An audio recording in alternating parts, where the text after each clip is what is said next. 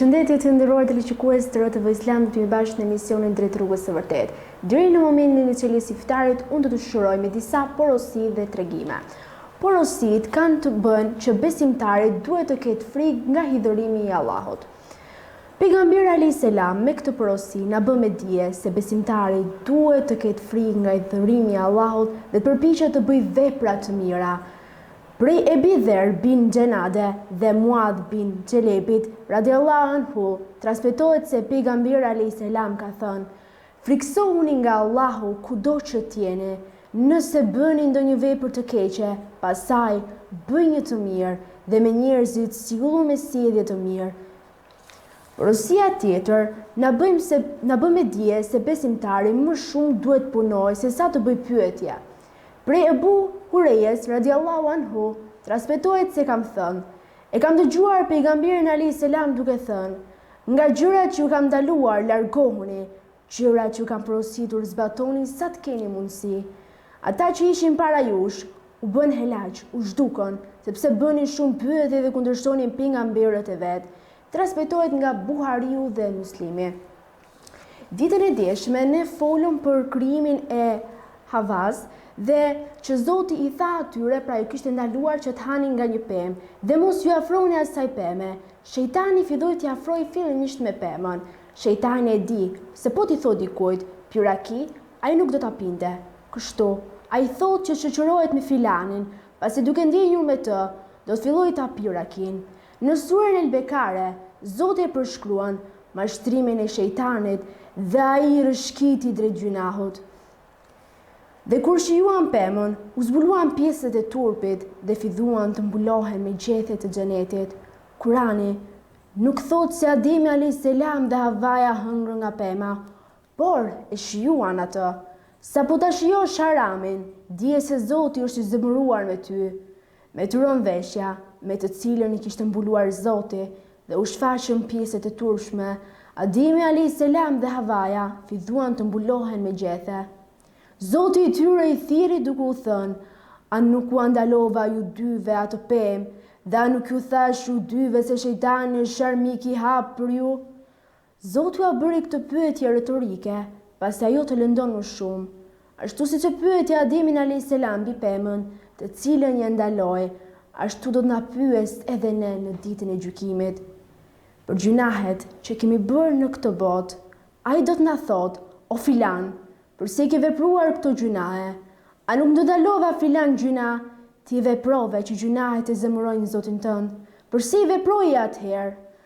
A ke menduar se çfarë do t'i thuar Zotit tënd atë ditë?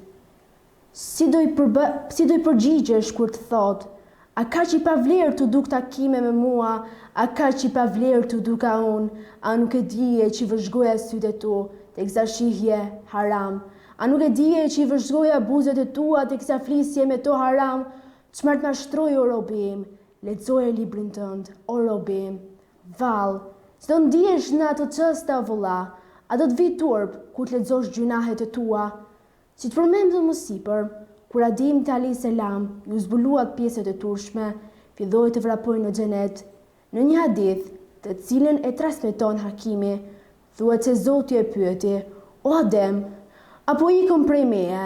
Ademi alayhis salam ja ktheu: jo, o Zot, por më vjen turp prej teje. Mësimet dhe dobit që përfitojmë nga sa përmendëm, thuaj jo me ndjemasisë dhe arrogancës, shpalli luftë shejtanit, ashtu siç ka shpallur ty ai, dhe konsideroj armikun tënd. Ruaju nga metodat dhe hapat e shejtanit për të çuar drejt gjunahut.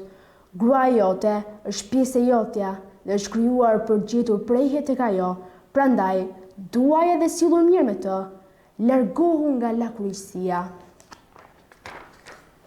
Normalisht, të gjithë jemi kurioz të dimë se si ka zbritur alayhis salam në tokë.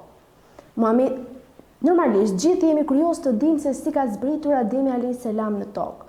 Para se të flasim rreth zbritjes së Ademit alayhis salam në tokë, do të merrem me përgjigjen e disa pyetje që lindin lidhur me sa përmendëm. A është xheneti i vërtet, ai në të cilën u krijua dhe jetoi Ademi alayhis salam dhe Havaja, apo është një lulishte në tokë? Si arriti shejtani të hyjë në xhenet e ti nxisi Ademin dhe Havan të hanë nga pema. Cila ishte pema nga e cila hëngri Ademi dhe Havaja? Siç e kemi përmendur edhe në fillim të këtij libri, që gjërat të cilat nuk ka rëndësi për të ditur dhe nuk janë përmendur në Kur'an apo traditën profetike, ne nuk do të merrem me to. Në këtë grup hym dhe 3 pyetje të mërsipërme. Rreth pyetjes së parë, shumica e dietarëve mendojnë se xheneti ku u krijua Ademi alayhis salam dhe Havaja ishte xheneti i vërtet dhe jo ndonjë lulishte në tokë, kurse për sa i përket 2 pyetjeve të tjera, nuk dihet se si hyri shejtani në xhenet dhe i nxiti drejt pemës së ndaluar. Gjithashtu, nuk dihet dhe se cila është pema nga hëngri Ademi alayhis salam me Havan. Le të vazhdojmë tani me historinë që ndërprer. Cili e nxiti tjetrin për të ngrënë nga pema e ndaluar? Në shumë libra, tekste, të shumë shkruhet që Havaja ishte ajo që nxiti Ademin alayhis salam për të ngrënë nga pema. Të gjithë librat hyjnor, përveç Kuranit, pohojmë se ishte Havaja ajo që nxiti Ademin alayhis salam për të ngrënë nga pema. Libri vetëm që e hedh poshtë dhe mohon këtë tezë se ishte Havaja ajo që nxiti Ademin është Kurani.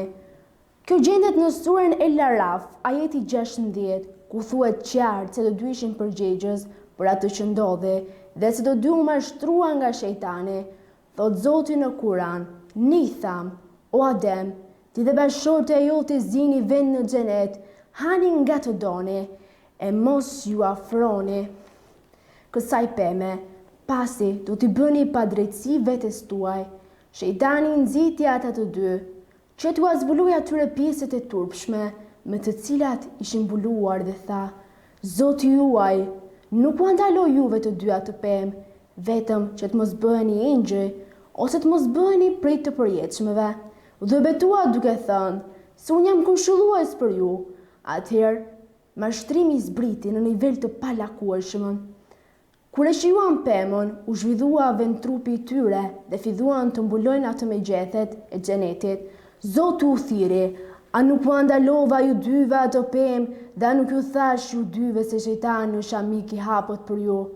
Ata të dy thanë, "Zoti ynë, ne i bëjmë padrejtësi vetes tonë.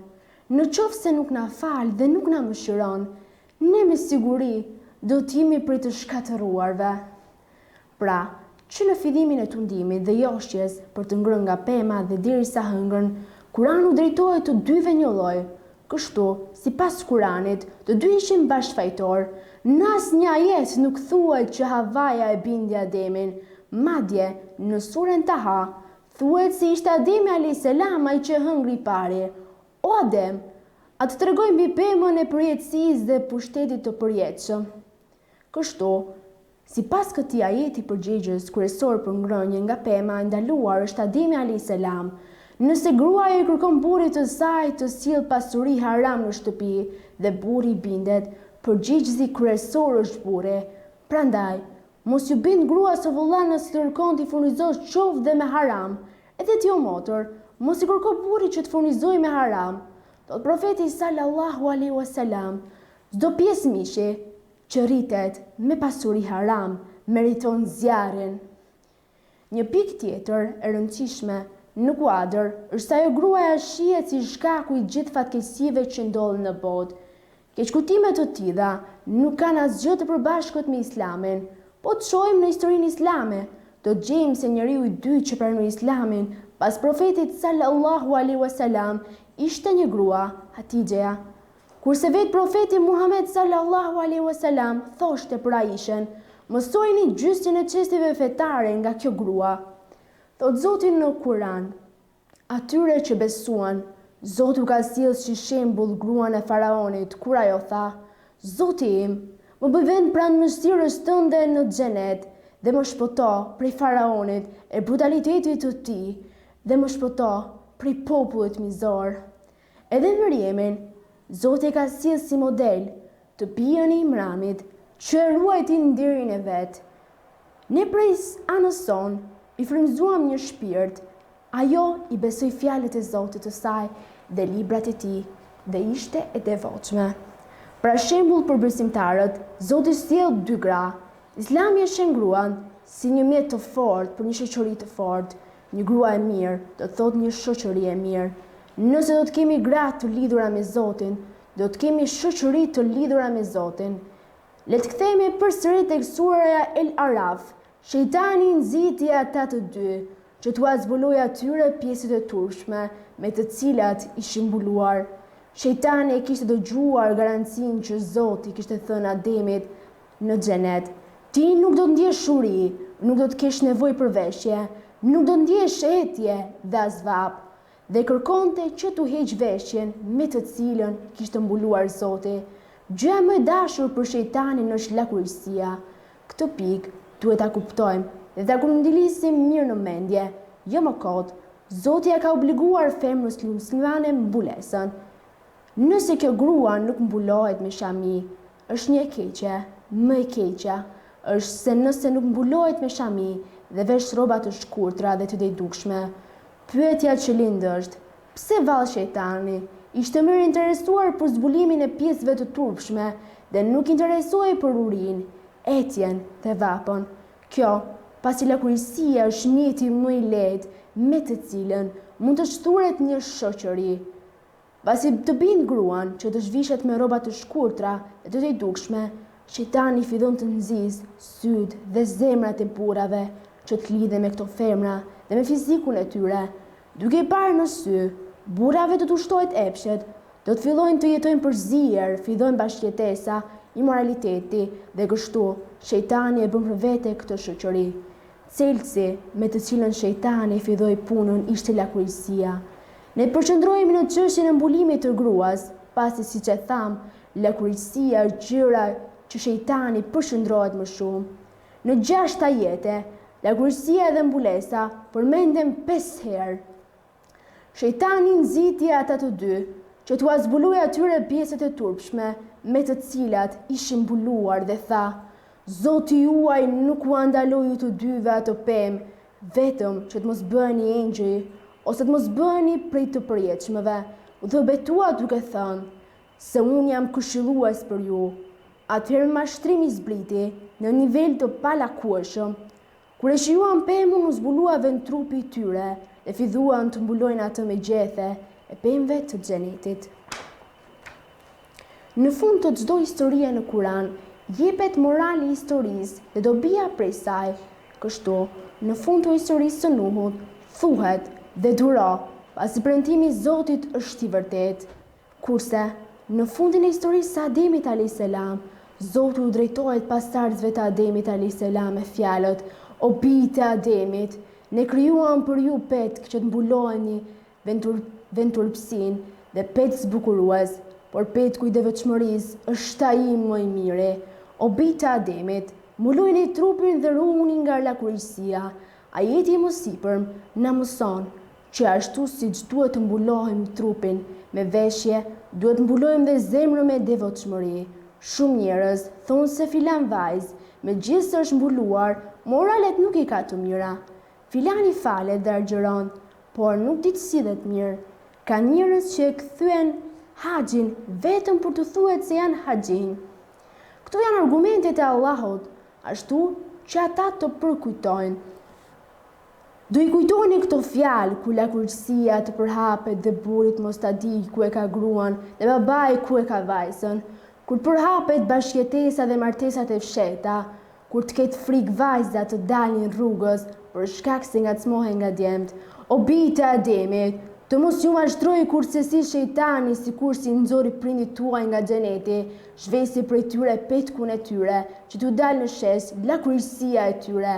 Vërtet, ai dhe shoqëria e tij u sheh, ndërsa ju nuk I shihni. Pjesët e turpshme në Kur'an përmende me emrin Sautun, e cila tregon diçka që shëmton njeriu.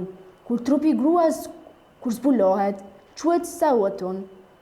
Vallë, si ndodhi që të rinj dhe të rejat të hyjnë në internet dhe të shohin pjesët e turpshme të tjerëve.